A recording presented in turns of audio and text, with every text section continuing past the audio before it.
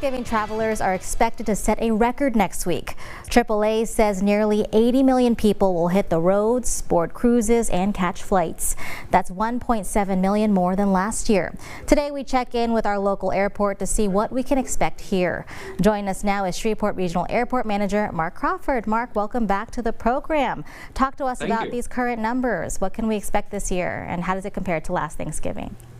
So things appear as if they're going to be a little busier this year than last year. All year long, we've seen the load factor, or the percentage of the plane being full, around 85 to 90% all year long. We anticipate that being the case, and perhaps even a little higher for the weeks the week leading up to Thanksgiving, over the Thanksgiving holiday. We anticipate from the Wednesday before to the Sunday after, more than 12,000 people coming through in and out of the airport during that period of time. And for people who will be traveling this week through the Shreveport Regional Airport, what is your recommendation for them? You know, there's a lot of people that are here all the time, but especially during the busy holiday season, get here early. Whether you're flying American, Delta, United, or Allegiant, we recommend getting here 2 hours before your scheduled departure. There are more people going out at the ticket counter, through the checkpoint.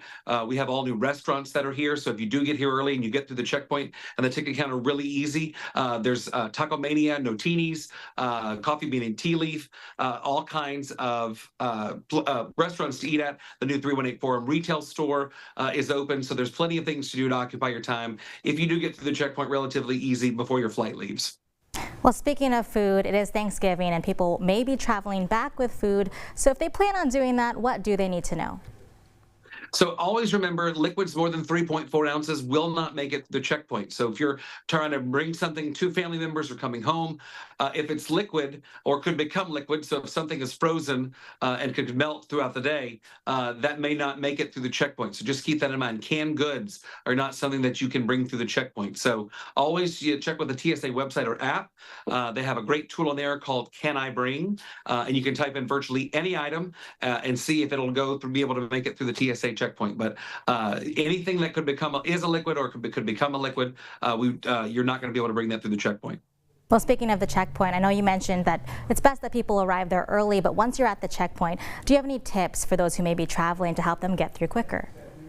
We always recommend, whether it's Thanksgiving or any other time of year, only bring with you what you need to travel with. Don't bring anything extra. The less you try to go through the checkpoint with, the easier it is to go through. Anything that has to be scanned by the TSA staff that may alarm, because it may look like a prohibited item or actually be a prohibited item, just only delays the process even more. So we always recommend bringing only what you need through the checkpoint to try to make that process go as smoothly as possible. Thank you so much for that insight, Mark.